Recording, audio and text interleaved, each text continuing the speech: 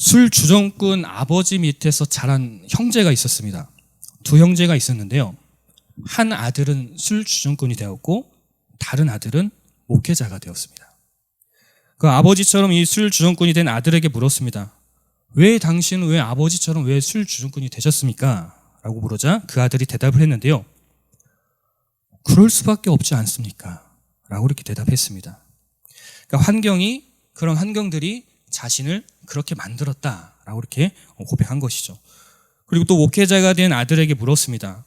왜 당신은 아버지가 술 마시는 것을 보고도 왜 술을 배우지 않았습니까? 이 아들 또한 이렇게 대답했습니다. 그럴 수밖에 없지 않습니까?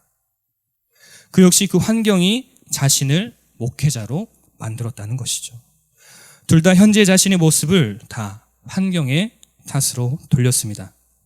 같은 환경이었는데 한 사람은 부정적인 그런 모습이 되었고 다른 한 사람은 긍정적인 모습이 되었습니다.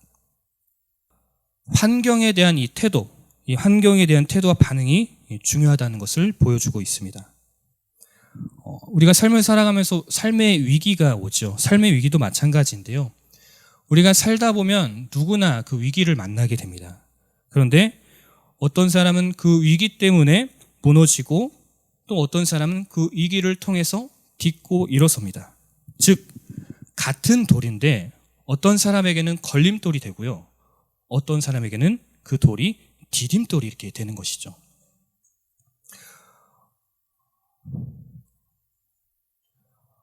이 글귀를 한번 같이 읽어볼까요? 시작. 바람은 촛불 하나는 꺼트리지만 모닥불은 활활 타오르게 한다.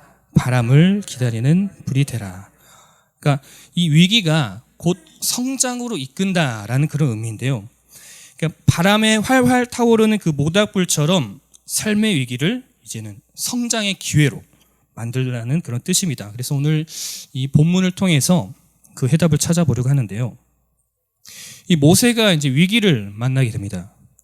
이 하나님의 말씀대로 이스라엘 백성들은 애굽에서 이집트에서 이집트 사람들에게 쫓겨나다시피 이집트에서 나왔습니다.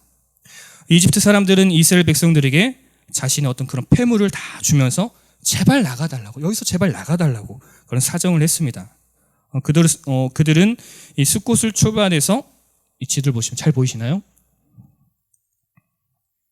숫곳이 여기 있습니다. 제가 손이 떨려가지고 네, 숫곳이 여기 있죠? 네, 잘 보이시죠? 네.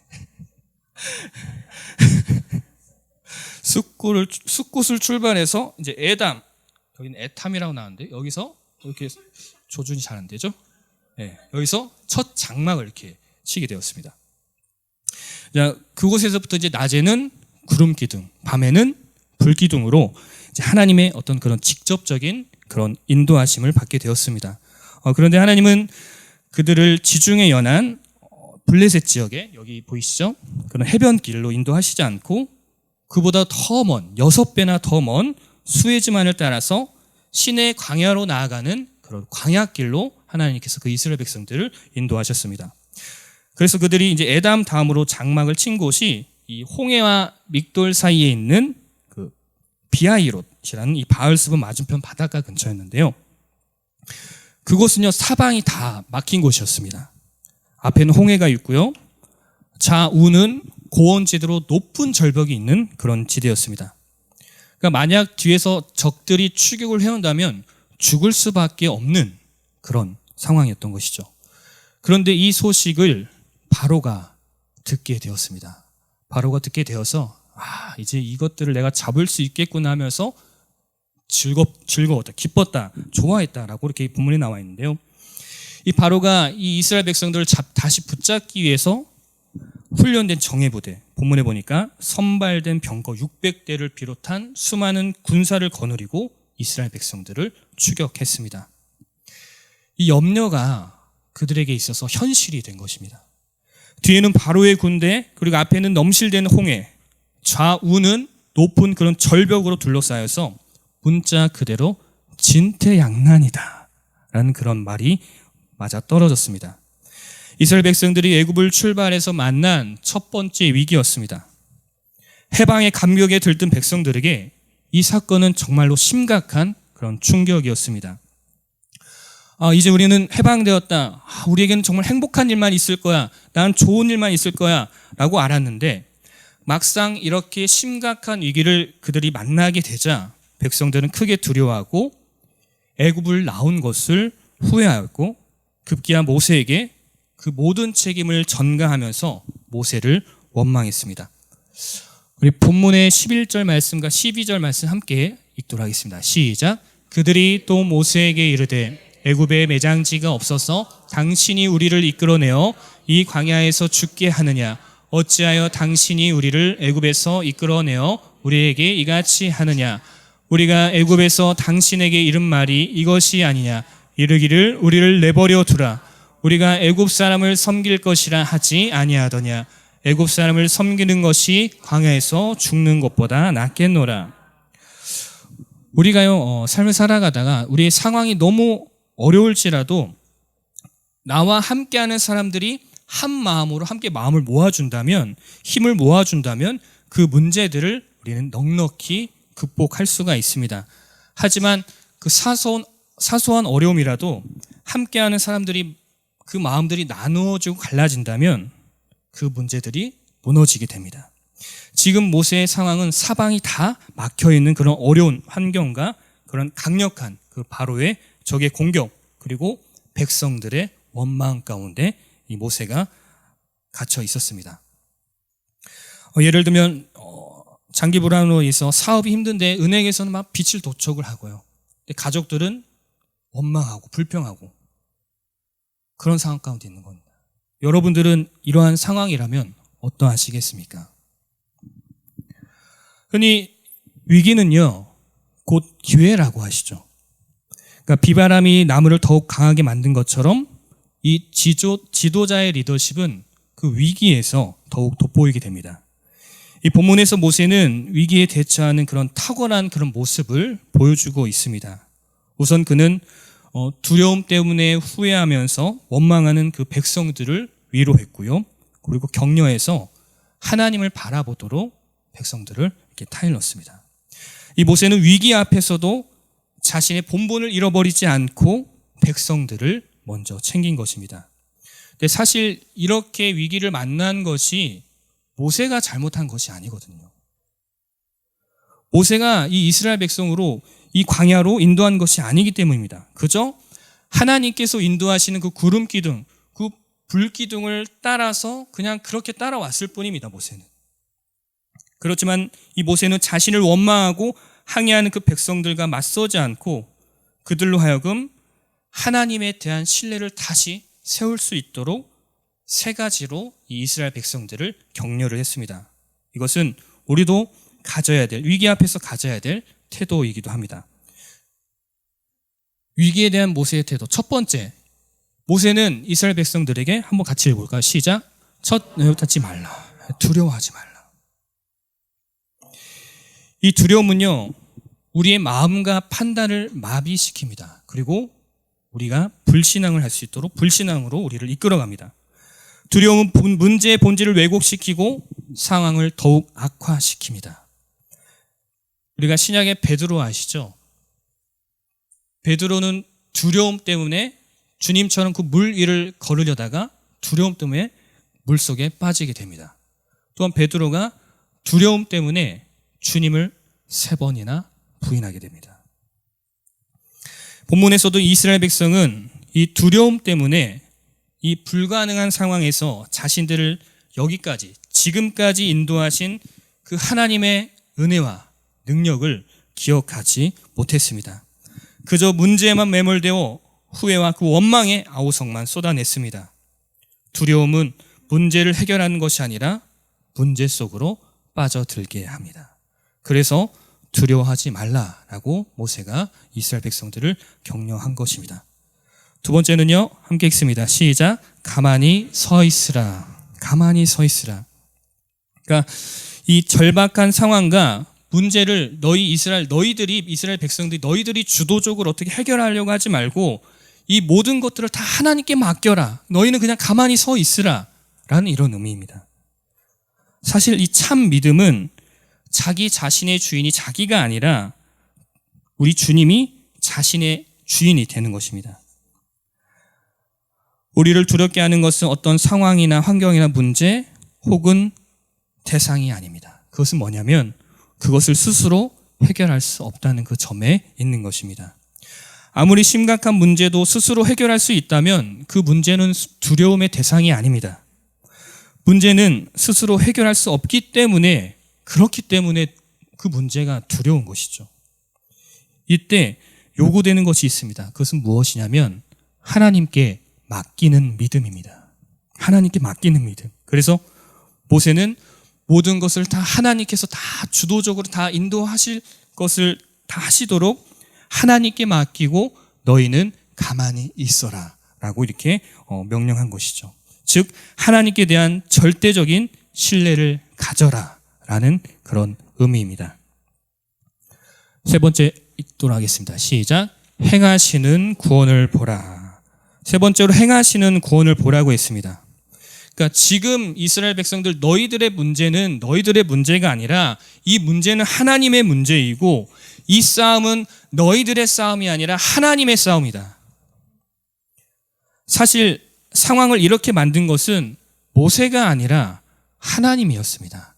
하나님께서 다 계획하신 일이었습니다. 그들을 사방이 막힌 이곳으로 인도하신 이도 하나님이시고 바로가 다시 그들을 공격하도록 하신 이도 바로 하나님이시고 이 모든 상황을 만드신 이가 바로 하나님이시다라는 겁니다. 그렇다면 무엇이냐? 거기에는 하나님의 계획이 있는 것입니다. 그렇기 때문에 반드시 거기에는 하나님의 구원이 있습니다. 하나님의 구원이 있을 것이기 때문에 너희들, 이스라엘 백성들, 너희들은 그것을 기대하라. 그러면서 모세는 본문의 말씀을 통해서 또 이렇게 선포합니다. 너희가 오늘 본 애굽 사람을 영원히 다시 보지 아니하라. 여호와께서 너희를 위하여 싸우시리니 너희는 가만히 있을지니라. 지금 이스라엘 백성들과 모세는 아직 어떠한 구체적인 방법을 모릅니다. 그것을 모르지만 하나님께서 우리를 구원해 주실 거라는 그 믿음의 확신, 그 믿음의 확신을 이 모세가 가진 것입니다. 그래서 모세가 이와 같이 해결했던 것입니다. 이렇게 백성을 격려하며 하나님을 신뢰하도록 한 모세는 그 다음 한 일이 있습니다. 모세는 하나님께 부르짖었습니다.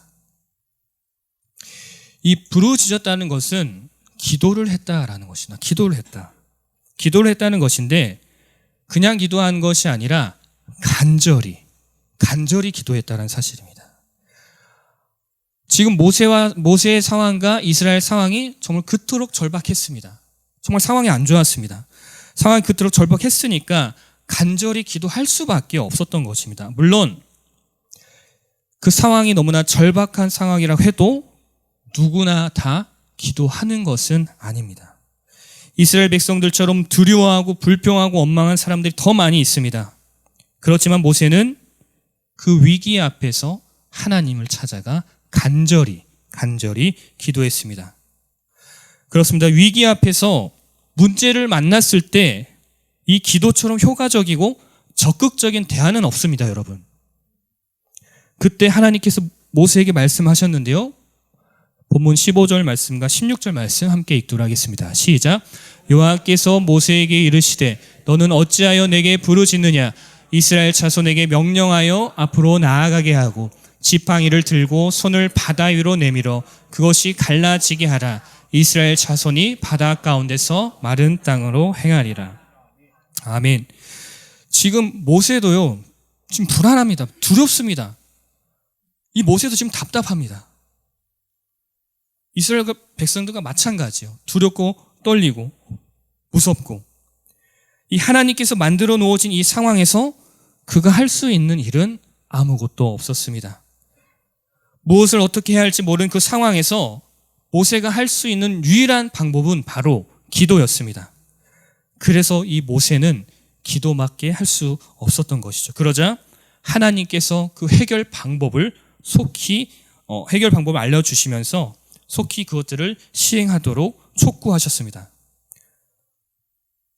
첫 번째는 뭐냐면요, 백성들로 장막을 거두고 짐을 챙겨서 출발하도록 하는 것. 도전입니다. 하나님께서 모세에게 도전하라 하신 겁니다. 그리고 두 번째, 지팡이를 들고 손을 바다 위로 내밀라는 것. 너의 믿음을 지금 보여라. 사용해라. 그러니까 어떻게 됐죠? 바다가 열리고 백성들이 그 가운데로 마른 땅을 밟는 것과 같이 걸어가게 됩니다. 모세가 기도를 하니까 하나님께서 모세에게 해야 할 일을 가르쳐 주시면서 해결의 방법을 모세에게 제시해 주신 겁니다. 그래서 모세는 이 위기를 극복하게 된 것입니다. 그렇기 때문에 우리가 위기를 만났을 때 가져야 될 중요한 태도는 뭐냐면 모세처럼 우리 또한 간절하게 기도하는 것입니다. 기도하면요, 감옥이 흔들리고 묶인 사슬이 풀어집니다. 그리고 닫힌 문이 열립니다. 그리고 앞을 가로막고 있는 그 홍해가 갈라지게 됩니다. 뒤에서 추격해오는 그 바로의 군대를 다시 볼 수 없게 됩니다. 하나님께서 그렇게 만들어주신 겁니다. 바울은 성도들을 향해서 이런 말씀을 했습니다. 사방으로 우겨쌈을 당해도 쌓이지 않는 존재가 바로 우리다. 왜냐? 그것은 바로 하늘이 열려있기 때문입니다. 이 하늘을 열어주는 것이 뭐냐면 바로 기도인 줄로 믿습니다. 본문에서 이것을 확인할 수가 있습니다. 그리고 이 기도는 앞에 세 가지를 다 포함하고 있는데요. 기도를 해야 두려움을 극복할 수 있습니다. 기도를 해야 주님께 모든 것을 다 맡길 수 있습니다. 기도를 해야 주님께서 나를 행하시는 그 일들을 기대하고 그것을 기대하며 기다리고 인내할 수 있는 것입니다. 지난 주일 우리 다음교회 설교를 하면서 이 말씀을 전했습니다. 어떤 말씀이었냐면요. 이사야 40장 31절의 말씀인데요. 정훈 형제 기억나요? 네. 함께 말씀 읽도록 하겠습니다. 시작. 오직 여호와를 앙망하는 자는 새 힘을 얻으리니 독수리가 날개치며 올라감 같을 것이요 다른 박질라 해도 곤비하지 아니하겠고 걸어가도 피곤하지 아니하려로다. 아멘. 너무나도 잘 아시는 말씀이실 겁니다. 찬송가에도 나와 있고요. 주를 앙망하는 자 올라가. 예. 자, 여기는 이제 앙망하게 나왔는데요. 여러분, 이 앙망하다의 의미를 아십니까? 그래서 제가 뜻을 찾아봤습니다, 또. 어떤 뜻이냐면요. 앙망하다. 간절한 마음으로 우러러보다. 간절한 마음으로 우러러보다. 인내하면서 바라보다. 사모하고 인내하며 도움을 기다리다. 구원을 기다리다. 그러니까 이 의미가 뭐냐면 하나님께 우리의 시선을 고정시키고 온 마음으로 내가 하나님을 사모한다라는 그런 의미입니다. 개역개정판에서는요, 바라보다, 돌이키다 라고 번역이 되기도 합니다. 저는 이 앙망하다의 뜻을 찾아봤을 때 이게 기도가 아닌가, 하나님을 향한 기도의 자세가 아닌가라는 그런 마음이 들었습니다. 여러분, 여호와를 앙망하는 자는 새 힘을 얻는다 그랬습니다. 뭐와 같이요? 어떤 새와 같이? 그 맞습니다. 독수리와 같이 새 힘을 얻습니다. 독수리의 힘입니다. 독수리가 날개치며 올라가는 것 같이 그 힘을 얻을 수 있다는 겁니다. 그러니까 우리가 하나님을 앙망하면 우리는 독수리처럼 살 수 있다. 그렇게 힘있게 살 수 있다라는 그런 뜻이죠. 또 말씀해 보니까 또 다른 박질라 해도 곤비하지 않고 걸어가도 피곤하지 않는다라고 말씀합니다. 우리가 하나님을 앙망하면 하나님께서는 우리에게 새 힘을 주십니다. 그 새 힘을 얻으면 우리는 이 독수리와 같은 그런 강력한 삶을 우리가 살아갈 수가 있는 것입니다. 아멘. 아멘이시죠? 예. 예. 저 청년 우리 예배 때 영어를 참 많이 씁니다. 다 읽을 줄 알더라고요. 예, 대학생들이고, 예, 다 20살 이상 고등교육을 받은 우리 아이들이거든요. 그래서 간단한 문장인데요. 어떤 뜻인지 아시겠나요? 네. 내가 일을 하면 그냥 내가 일을 하는 거. 그리고 내가 기도하면 하나님께 일을 하신다. 이 정확한 의미가 뭐냐면요. 내가 일할 때는 나 혼자 내가 감당할 수 있는 일만 할 수 있는 거예요.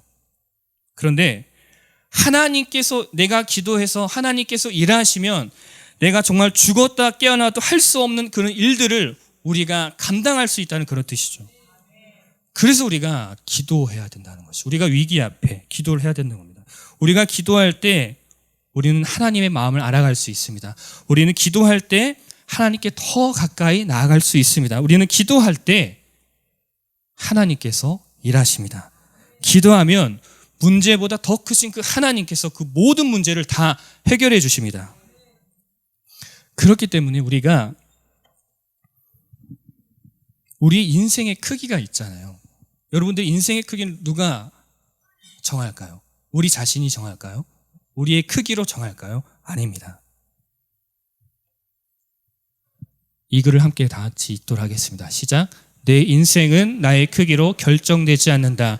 내 인생은 내가 만난 하나님의 크기만큼 결정된다. 아멘이십니까? 내 인생은 나의 크기로 결정되지 않는다. 내 인생은 내가 만난 하나님의 크기만큼 결정된다. 내가 얼마만큼 나의 삶 속에서 얼마만큼 하나님을 만났느냐에 따라서 내 인생의 결정이 된다는 것이, 내 인생의 크기가. 우리가요, 크신 하나님을 만나면 우리는 큰 그 인생을 우리가 살아갈 수 있습니다. 우리가 작은 하나님을 만나면 작은 인생이 된다는 것이죠. 결국 하나님을 향한 우리의 어떤 그런 믿음에 따라서 하나님을 경험하는 삶이 달라질 수 있다는 것입니다. 사랑하는 우리 성도 여러분들 모두가 다 크신 하나님을 만나시기를 바랍니다. 경험하시기를 바랍니다. 우리가 함께 모여서 드리는 예배가 있잖아요. 주일 예배, 또 이렇게 수요 기도회, 또 금요 기도회, 또 새벽 예배, 여러 가지 우리 함께 드리는 그 예배 가운데에 그 예배의 시간들을 통해서 크신 하나님을 만나는 기회로 삼으셔야 됩니다. 그 예배를 통해서. 크신 하나님을 만나야 우리는 큰 인생을 살아갈 수가 있는 것입니다. 여러분, 지금 여러분 앞에 어떤 홍해가 놓여져 있습니까? 여러분들 옆에 좌우에는 어떠한 절벽이 있으신가요? 어떤 종류의 바로의 군대가 여러분들을 추격하고 있습니까? 우리는 기도해야 됩니다. 우리가 기도하면 이 모든 위기를 극복할 수 있습니다. 그러면 우리가 기도하면 하나님께서 저와 우리 성도님들을 위해서 함께 싸우실 것입니다. 그렇기 때문에 우리는 가만히 서 있어야 됩니다. 하나님께서 다 하실 것입니다. 그리고 우리는 하나님께서 우리를 위해서 행하실 그 일들을 기대하며 기다리시는 우리 모든 양정교회 믿음의 성도님들 다 되시기를 바랍니다. 아멘. 찬양하겠습니다.